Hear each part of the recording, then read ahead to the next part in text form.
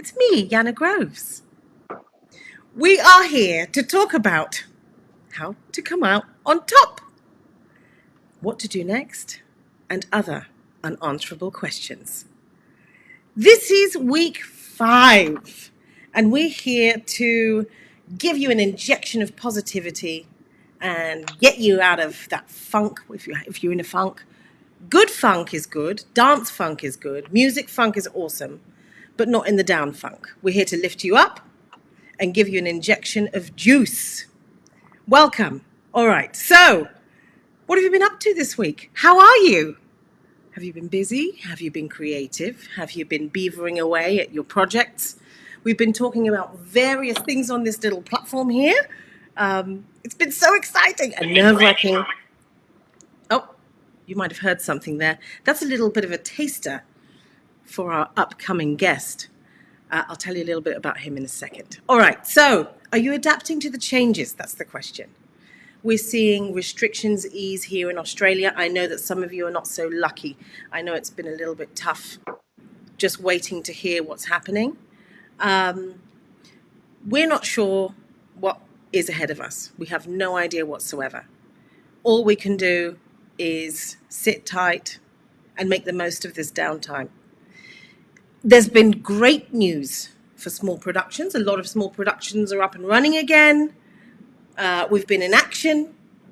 We've seen crew getting jobs back. This is fantastic news, which makes me very excited because it just means that our creativity can actually be funneled into great shows. And we need good content. We really do. Okay, so what have we been doing the last few weeks? We have been speaking to exceptional industry leaders. We've spoken to Laura Cassidy, series producer and reality gun, Jasmine Parkinson, TVCV founder and reality TV production manager extraordinaire. We have chatted to Angie Greaves, UK's smoothest radio presenter, and we'll be speaking to more industry experts today. Did you hear that? Yeah, that's right. Talk about spoiler alert. Speaking of industry experts, today we'll be talking to a TV legend. But before we get to him, I might as well tell you a little bit about myself. My name is Yana Groves. I'm a TV presenter, a TV producer, ex-radio presenter, also one of these live presenters now, it seems, and a keen fisherwoman. I'm here really to share my thoughts and talk to people in key positions in production companies and in networks so that we don't feel so alone, so that we don't feel like all is lost. We can maintain that hope and that energy to move forward. So I'm going to cut to the chase. I'm going to get straight to it because Alex Mavroidakis, supervising executive producer at ITV Studios, joins me today. And I'm elated to have him here. Alex, welcome. Hello. Sorry, I had one job. You had one job. And that one was job to to zip shut it, up. just to zip it. Sorry. Welcome. Hello. Thank you. You look lovely, darling, as always. Why, thank you. And so do you. Loving the hair. Thank you. Such a great liar. Spike going on. Bit of spike. Han, I just wanted to say what a joy it is to have you here. It's really important for people in the industry to feel like they're connected and not isolated at this time. Even though we are physically isolated, it's nice to know that we can talk to people who can give us an insight into what's actually going on. So thank you for being here. Pleasure. Absolute pleasure. I'd walk the world for you, darling. You know that. Oh, please. So look, what have you been doing in this crazy lockdown time? Eating. Yeah, me too. You know. No, I've actually been. I'm one of the lucky ones, which people are probably throwing stuff at their laptops now. But I'm lucky. I've been relatively busy because obviously I have a year-on-year contract with ITV for Love Island and I'm a Celeb. So with the uncertainty around where and when those two shows are going to happen, they're both happening, of course, but where and when, it means we have to come up with various incarnations of both productions. So that's actually been quite busy, and obviously we've been pitching all sorts of stuff in the meantime for networks. So it's been busy. Well, you've made some incredible shows. Love Island, I'm a Celebrity, Get Me Out of Here, Big Brother. What sorts of shows, if you can tell us anything about what might be coming up? What might be coming up? Well, the Love Island and I'm a Celebrity will both be coming up. Don't know when, but they will be coming up. Look, ITV's they've done all right out of this. I mean, The Voice is still in production. The Chase is still in production. We're pitching shows to networks all over the place. Obviously on Zoom, which is a challenge in itself. Oh yeah. Yeah, but look, like I say, they're two such huge shows. When you're talking about having a crew of 400 people, which is I'm a Celebrity and Love Island, it is a year-round job. So it's two big shows, and it takes a very long time to get them together. And like I say, and when there is uncertainty as to when and where, it makes the job even harder. Yeah, and I think the issue always is, and especially if you're working on contact shows, love shows, contact shows. Yeah, it must be slight problem. Slight problem. However, I don't know if you've seen that show, Too Hot to Handle. They handled that very well, I thought. They did very well. I think a lot of shows are wrapping up now with either their reunion shows or their final episodes in Zoom format, which actually I think works a treat. Yeah, well, I think that's one of the things that will come out of this is people are more used to live crosses from lounge rooms, from laptops, etc. So the need for huge live crosses and big production and satellite crosses may actually go down, and the need for streaming services, social producers, etc. will come up. So out of adversity comes opportunity. Do you know what I mean? Yeah. Like I think there is going to be a mass need for people in the next coming months because a lot of networks are finding that they're content light at the moment, and there always has to be content. I've always said glass half full, man. But we work in a recession-proof industry. What's everyone been doing whilst the world's been in lockdown? They've been consuming content. That's right. So our industry will never die, can never die. We just have to roll with the punches and and adapt. It's like Love Island was a massive eye opener for me because no one watches it on television. I say no one. It's a couple 100,000 people watch it on TV. Yeah. But 1 million people watch each episode. Globally, it's just ridiculous. 730 million YouTube views or something crazy like that. So I think we've got to understand that we are no longer television producers. Moving forward, we're no longer television producers. We're content makers. And I think, once everyone gets that idea in their head, it makes it a lot clearer. Yeah, I have been talking about this quite a bit, about being a little bit more, to be adaptable. We've got to be adaptable, and we've got to be able to merge and morph with modern technology and the way viewing habits are changing. And speaking of viewing habits, what are you seeing with your content? Well, sorry, what do you mean? Oh, in terms of audiences. I mean, how do you think audiences are changing now in this time? And of course, we've got a captive audience, but yeah. I mean, look, I think, as I said, I don't think TV is going to die. I think TV is a very family now, and I think that's the future. I mean, certainly with I'm a Celebrity, we unashamedly aim at families. Kids love the bugs and the slime, and mums and dads love Julia's naughty jokes and the celebrity gossip. And it's one of all the big shows I sit down as a family and watch on the big screen now. The teenagers and the kids are going to go off the rooms and watch, whatever on their laptops, and mum and dad may still watch the news or watch Netflix at night. But really, there's something very family about the couch and the lounge room and the big screen. And I think that is where networks will push content. Look at Lego the other night. Lego Masters did 1.5 million. 1.5 million, amazing. COVID's been bloody fantastic for free-to-air ratings. It's just been terrible for advertising dollars, obviously, and jobs and everything else. But for ratings, it's been rock and roll. So I think TV and large stripped reality formats will be around for a very long time. Thank God. Because thank God. That's our bread and butter. That's right. And so in 30 years when we're dead, it won't matter anymore. So. It won't matter.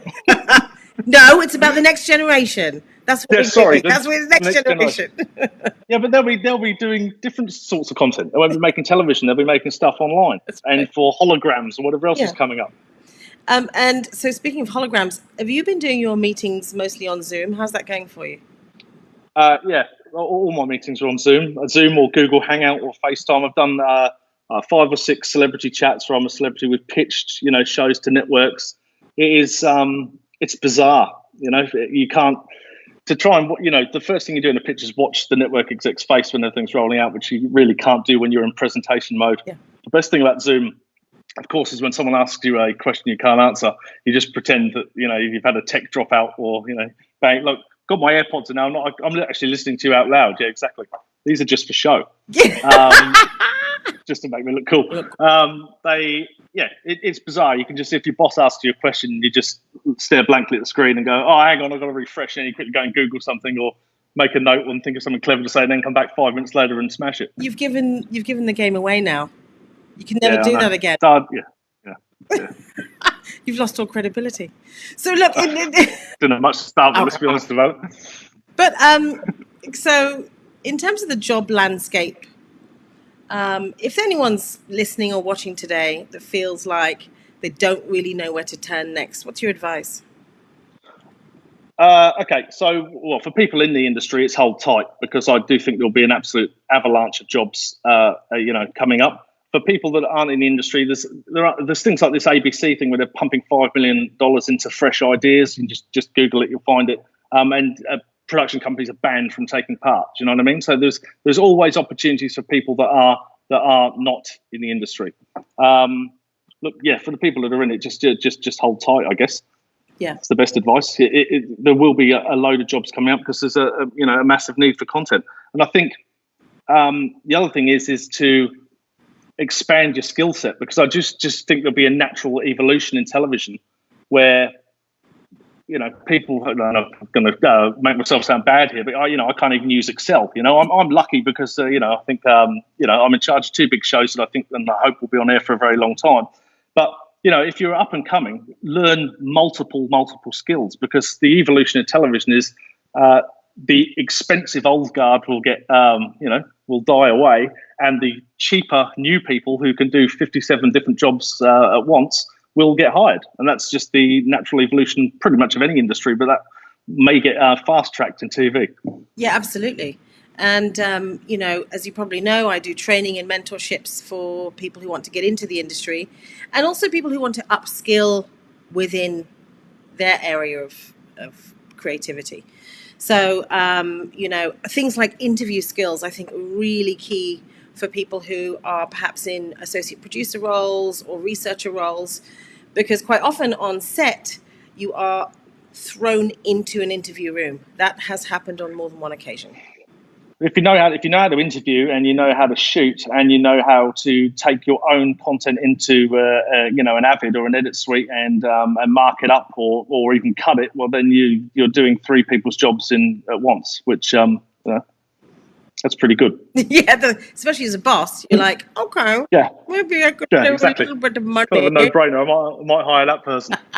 And also in the days of having to have smaller crews, obviously that means that we're going to have to jump in and get our hands dirty.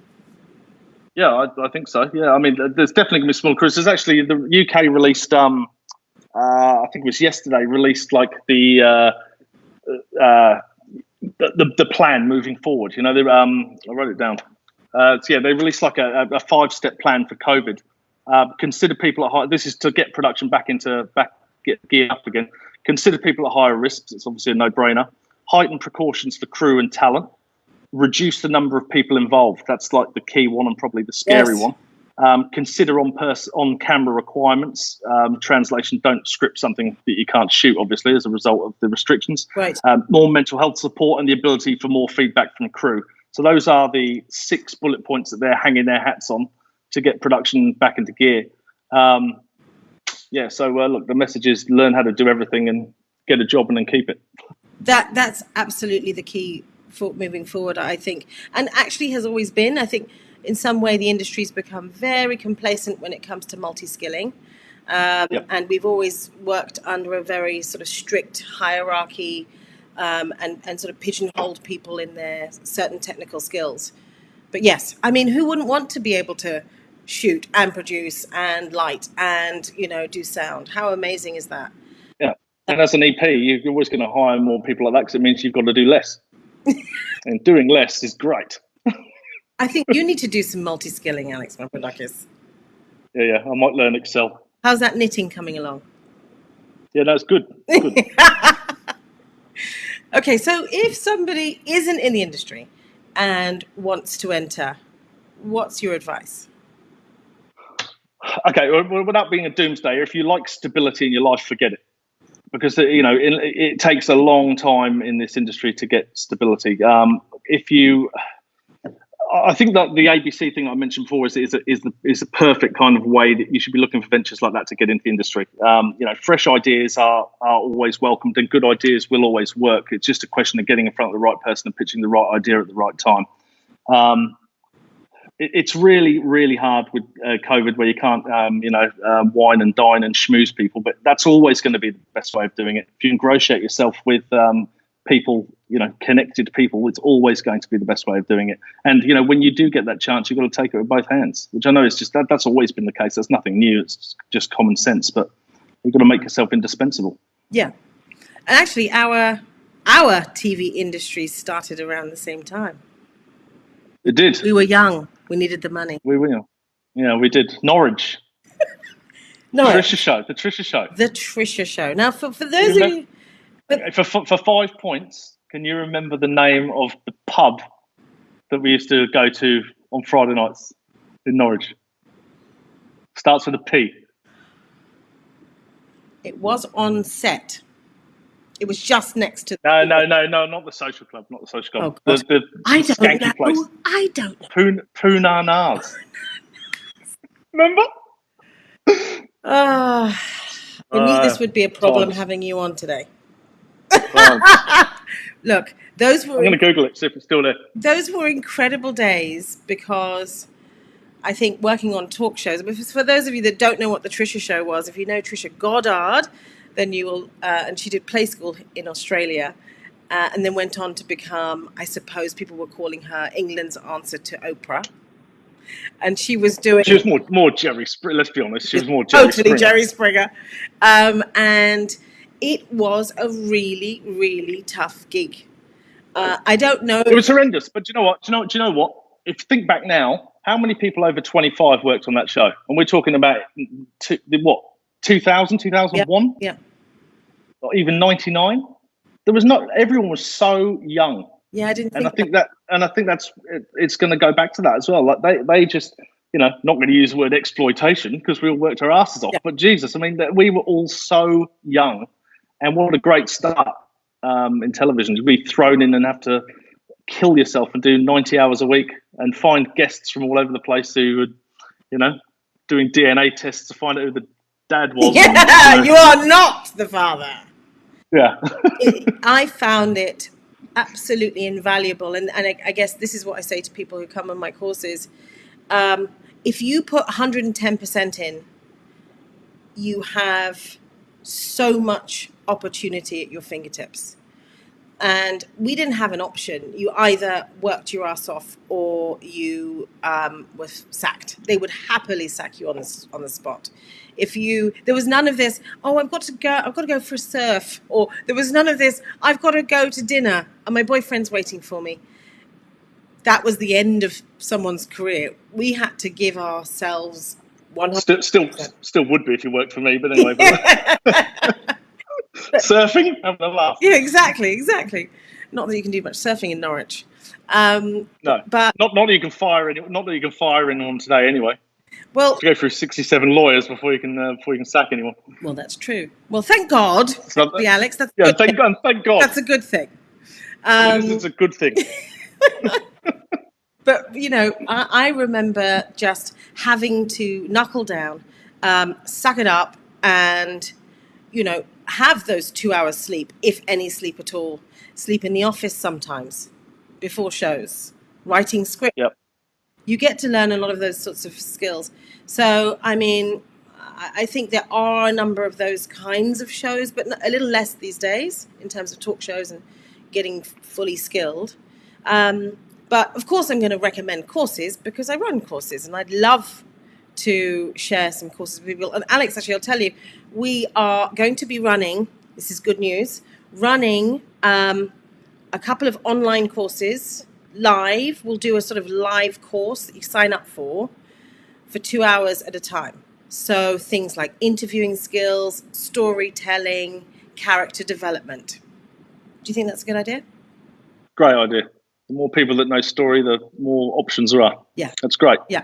So let me know if you're interested and want to join these courses, because, as I say, we're planning them for June. So drop me a line, info@bloomtimemedia.com, or drop us a message. We'd love to hear from you. And if you register your interest, it's more likely you're going to get tickets. So please, please, please let me know.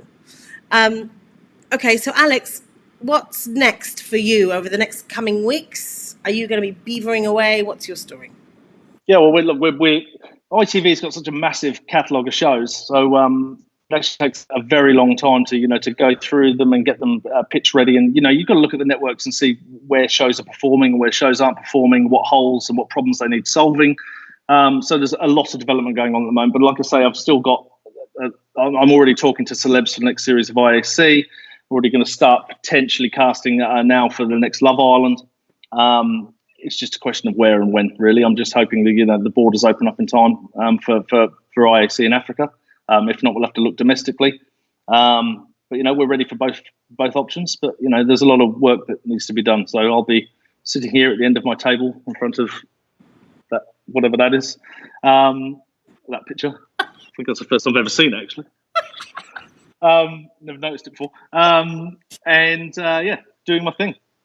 Well, look, it's all about the learning experience. Speaking of what's behind you, you were challenged a couple of weeks ago when we were speaking to Jasmine Parkinson.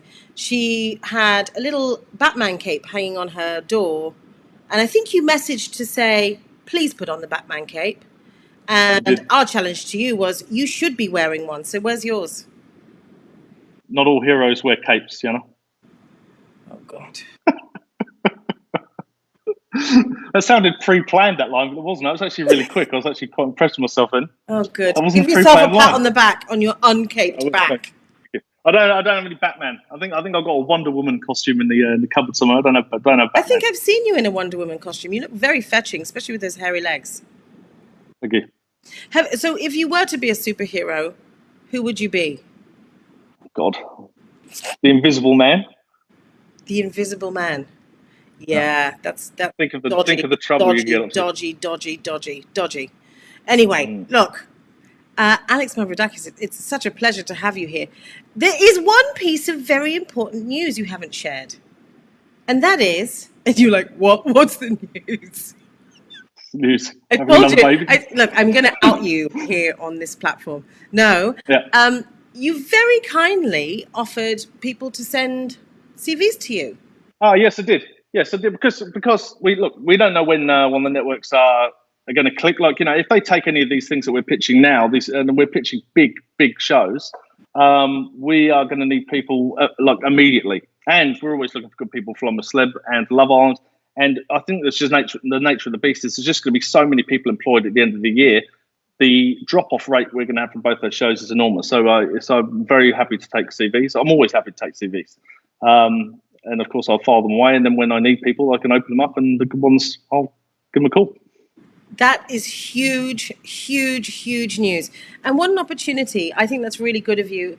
I've spoken to several execs over the last few weeks who are opening their arms for CVs.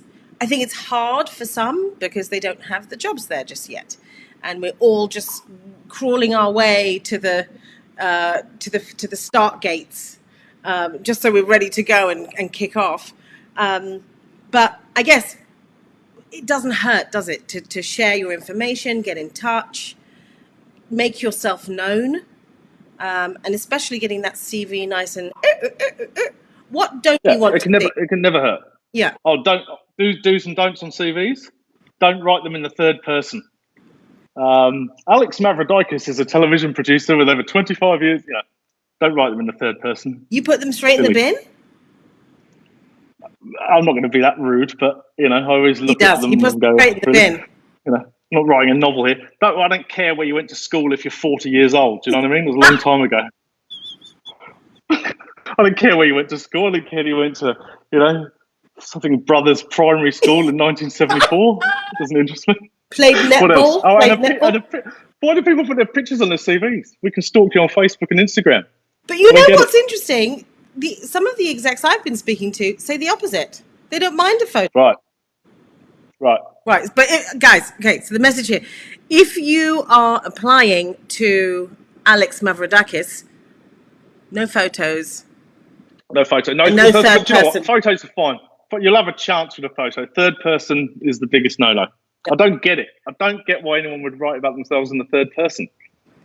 Well, maybe they're not writing about themselves. Maybe it's a quote supplied by someone else's reference. Oh, that's okay. That's fine. That's fine. But how would you know? Because it would have quotation marks around it. Get me? No. The only reason I'm being defensive is that's what my CV says. So no wonder I'm not working for ITV Studios. It speaks volumes. Went straight in the bin. Does it really? Does it start Yana Goes as a producer with over 20? Oh, it does. Apologies. I don't. Why?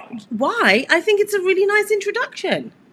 Okay. I don't think everybody should do the same things, by the way. And that's the problem, I think, with that piece of paper. It's a very weird way of selling yourself. A piece of paper, and that piece of paper determines your future. It seems insane. But I think it's a good way to grab someone's attention. And, I've looked at amazing CVs that have that opening, and I quite enjoy it. Photo, though, no, not so much. Well, not unless you're going for a presenter gig. I mean, we're gonna stalk you on your socials anyway. Let's be honest about it. So we're going to see. Hold on, you have to explain yourself there. Well, I mean, if you're interested if you look at the CV and you're interested in employing someone, you obviously go and have a stalk and see mutual friends, etc. You can ask about them, so you're very likely to see their face at some point anyway. But do you know what? I shouldn't have said photos. Photos is not offensive. The third person is offensive to me. The rest of it's fine. But that's what makes you so special, Alex. Special needs. Very special. Very special. So, oh my gosh, we've had loads of messages, Alex. We've been nattering away, and time's running out. Amazing. So let me see who we've got here. Hello, Christy. Nice to have you here. We have the wonderful Deb Davis from Women in Telly, who is saying, "Oh, I hope those multi-talented practitioners will be able to work once more." Totally. And she's also asking about global guidelines so people can get back to work. And I totally agree. Those UK ones will be those UK ones. I'm sure they're public record. You can probably Google them. But I reckon Australia will probably do exactly the same thing anyway. Those 6 bullet points I read out before. Well, they're pretty broad strokes and they make perfect sense. They're very logical. I think people are going to have some trepidation going forward with productions. In a nutshell, I think that TV will, in terms of the pictures, we may suffer quality-wise because I think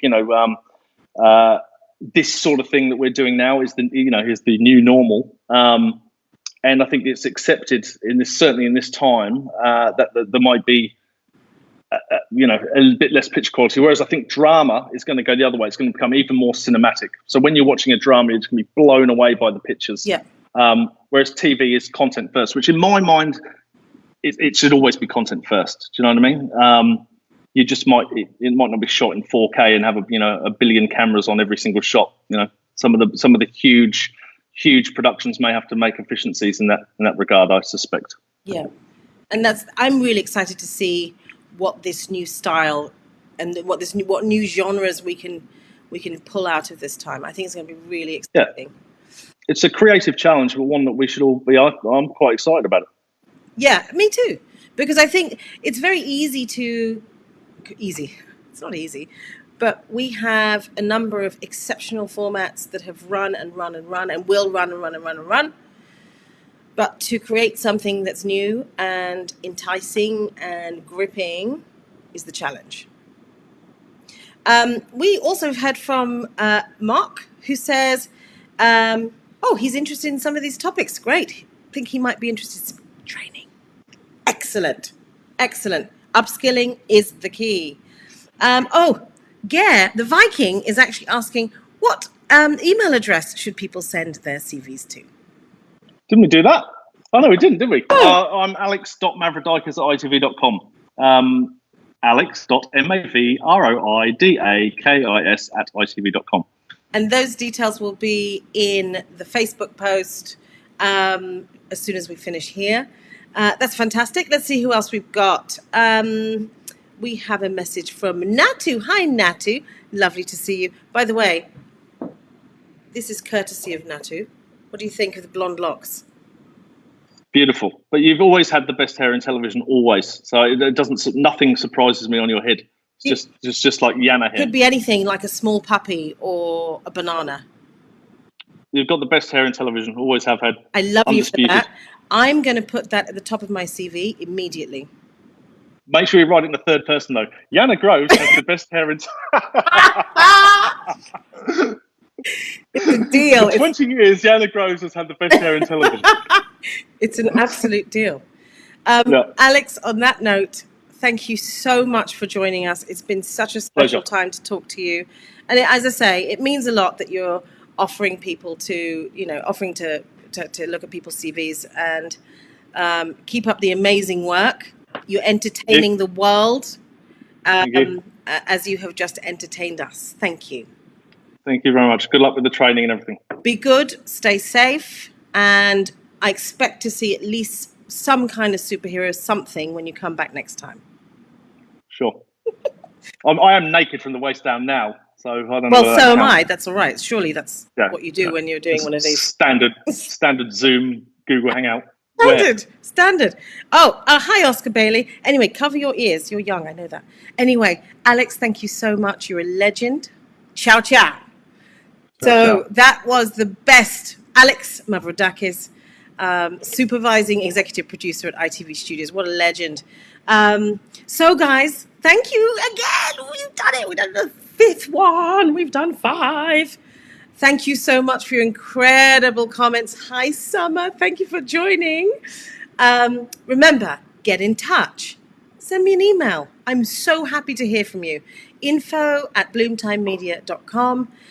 If you want to know more about what Bloomtime Media does, we're at www.bloomtimemedia.com. I don't need to say www. Oh, my God. What's wrong with me? Let's try that again. I'm going to be modern this time. bloomtimemedia.com. Boom. How's that? All right. Send me a message. Get in touch. I have no issues whatsoever. In fact, we're here to inspire you, to support you, especially during this really tricky time. And we will be posting details and probably doing a little bit more detail on the courses. There'll be 2 hours on Zoom or something like this that you can sign up to, subscribe to, on interviewing skills, on story development and character development. So if that's something that you think you'll need to tuck under your belt before you go back to work, or if you've never done anything in telly and you want to join in telly, this could be really valuable for you. So that means it's time. We've had half an hour together. I wish you all the best. Have the best week. Stay safe. Stay inspired and be inspiring. Oh, by the way, sorry, I nearly forgot. Next week, we have the phenomenal Janine Cooper.